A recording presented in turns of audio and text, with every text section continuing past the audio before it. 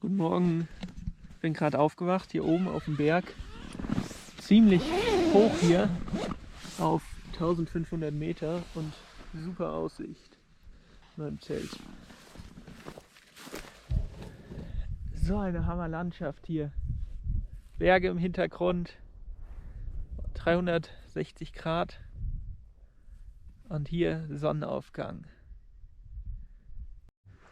Gestern an meinem Schlafplatz kamen mich Martin und Dominique besuchen, zwei Radreisende aus Frankreich. Und die sind jetzt hier wieder vorbeigekommen.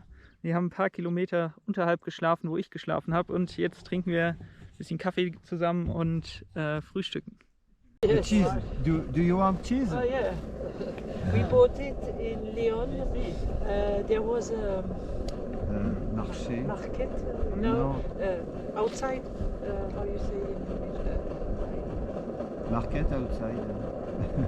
The market. Yeah, market. Yeah, on the in Plaza Mayor, and there was a seller of cheese, and it was really good. Yeah. Mm. As French, we like cheese.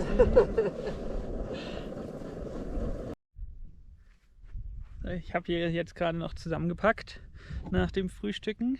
Ich hatte ein gutes Frühstück, sowohl mit Martin und Dominique, die ich gestern schon getroffen habe und mit denen ich dann ein Stück gemeinsam geradelt bin. Die kamen mich hier besuchen und mit denen habe ich dann hier einen Kaffee gekocht. Ja, und dann, als der Kaffee gerade fertig war, kamen noch 3 Pilger vorbei, die hier auf dem Jakobsweg unten lang gewandert sind. Und das waren 3 junge Leute. Einer aus der Schweiz, einer aus den Niederlanden und einer aus Montreal in Kanada. Und da haben wir mit denen dann noch ein bisschen Kaffee getrunken und erzählt. Es war ganz witzig, die doch zu treffen. Die anderen beiden sind jetzt hier schon vorgefahren mit ihren Rädern und ich habe noch fertig zusammengepackt und werde mich jetzt auf den Weg machen.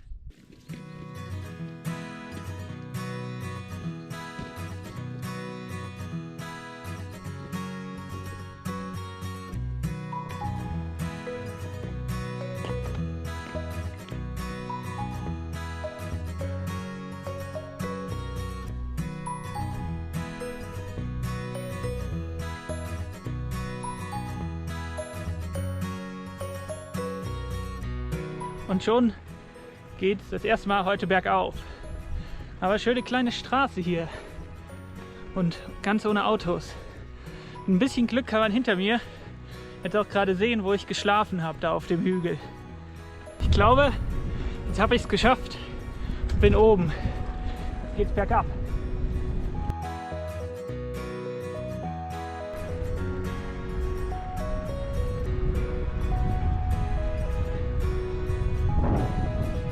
Hammerlandschaft und Hammerwetter.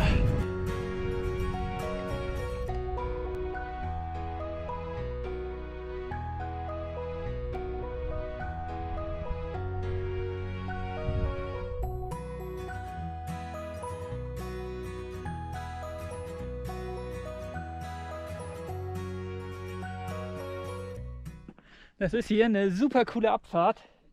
Ziemlich steil, kleine Kurven, die man gut nehmen kann. Und es lohnt sich wirklich, schon auf 1500 Metern zu schlafen und dann runterfahren kann.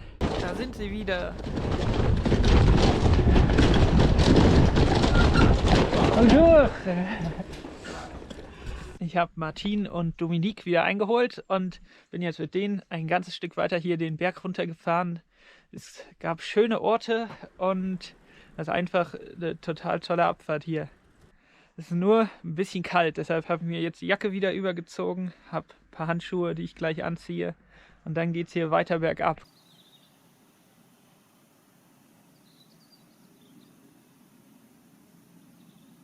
Ich habe hier in Ponferrada eine ziemlich große, gut erhaltene Burg gefunden und das nachdem ich noch mit Martin und Dominique ziemlich gute, wenn auch nicht alte, sondern neue Tortillas gegessen habe. Und das war sehr lecker. Jetzt bin ich wieder gesättigt und kann mich auf den letzten Teil des heutigen Tages vorbereiten. Da wird es ein bisschen bergauf gehen. Vorher werde ich aber noch mal durch den Supermarkt gehen müssen und ein wenig was zu essen einsammeln.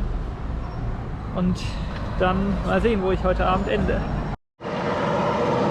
Da ich jetzt hier wieder auf einer ziemlich großen Straße bin, werde ich nicht viel filmen können, aber immerhin rollt es einigermaßen. Es wird zwar jetzt gleich anfangen, bergauf zu gehen, aber mal sehen, wie das tatsächlich ablaufen wird.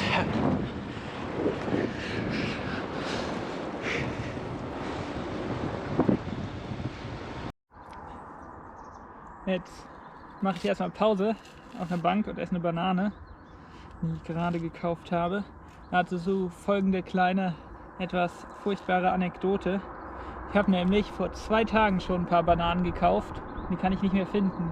Jetzt gibt es 2 Möglichkeiten. Erste, und die erste ist die, auf die ich hoffe, ist, dass ich die Bananen, dass mir die rausgefallen sind irgendwo und ich die verloren habe. Und die weitaus schlimmere Möglichkeit ist, dass sie irgendwo in meinen Taschen sind, jetzt die Schale schon so langsam aufgesprengt wurde vom Druck des anderen Zeuges in der Tasche und die überreife Banane da so ein bisschen rausquetscht. Ich hoffe, das ist nicht der Fall, aber naja, guten Appetit, Josef. Jetzt geht's hier bergauf, aber irgendwie rollt es trotzdem. Und ich fliege förmlich hier hoch. Außerdem bin ich gerade sehr motiviert. Jetzt ist endlich mein Flug in trockenen Tüchern.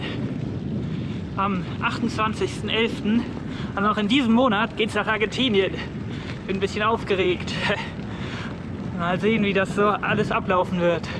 Erstmal geht es für mich weniger weit nach oben, aber trotzdem noch ein ganzes Stück.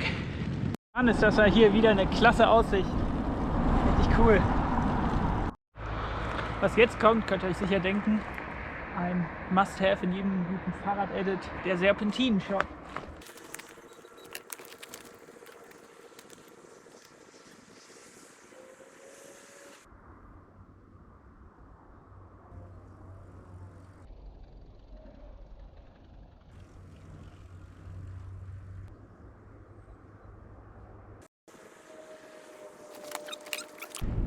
Und mal wieder geht's bergab.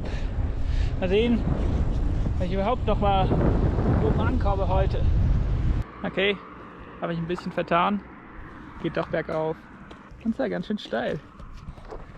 Ungefähr 10% auf dem letzten Kilometer im Schnitt. Ah, ist hoffentlich machbar. Und hoffentlich bin ich dann auch irgendwann oben. 2,5 Kilometer noch. Ich habe gerade in einem netten Hotelrestaurant nach Wasser gefragt und auch welches bekommen. Und jetzt wiegt das Fahrrad natürlich noch ungefähr 5 Kilo mehr und es geht hier richtig hoch. Steht 13%.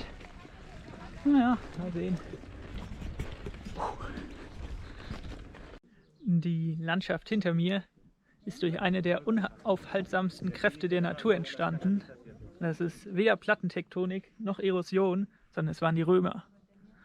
Kleine Geschichtsstunde. Die Römer haben hier einen Haufen Gold abgebaut und das mit richtig viel Wasser, was die über Kanäle hierher geleitet haben und dann irgendwie den Berg ausgespült haben, um das Gold abzubauen. Und das ist jetzt hier übrig geblieben. Ziemlich beeindruckend. Es war anscheinend die größte Goldmine des Römischen Reiches. Und mal wieder genau zu Sonnenaufgang bin ich an der Stelle angekommen, wo ich heute übernachten werde. Hier gibt es Tische und Bänke. Da unten ist sogar eine Quelle. Ich hätte gar nicht den Wassersack mit hochschleppen müssen. Aber habe ich trotzdem gemacht. Jetzt kann ich immerhin schön mit dem Wasser da drin vielleicht ein bisschen aufgewärmt duschen. Und oh, hier ist ganz schön. Es war noch mal ein bisschen schwierig hierher zu kommen, weil der Weg war sehr steil und steinig, sodass ich nicht mehr fahren konnte und ich musste dann das Rad schieben. Aber alles in allem bin ich jetzt zufrieden mit der Stelle hier. Und hier kann ich sogar tipptopp kochen. Perfekt. Nach einer sehr kalten, aber durchaus erfrischenden Dusche fühle ich mich jetzt wieder sauber. Ich habe auch schon schön im Sonnenuntergang mein Zelt aufgebaut und unter dem Dächlein ein wenig meine Sachen geordnet und Gemüse geschnitten. Dann kann es jetzt losgehen mit Kochen.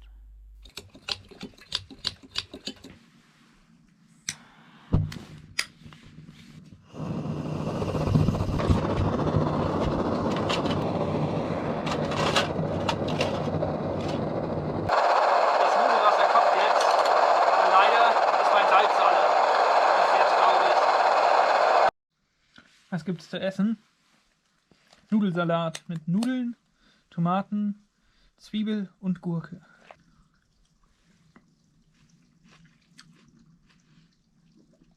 Top. Nach dem Essen ging ich ins vom Sternlicht beleuchtete Zelt und schlief gespannt darauf, was die nächsten Tage auf dem Weg nach Portugal bringen werden, ein.